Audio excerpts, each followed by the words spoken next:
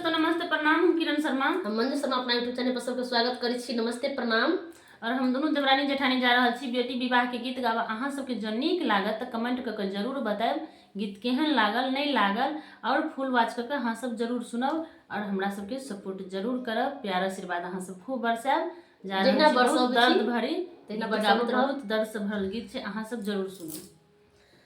बाबा औझारी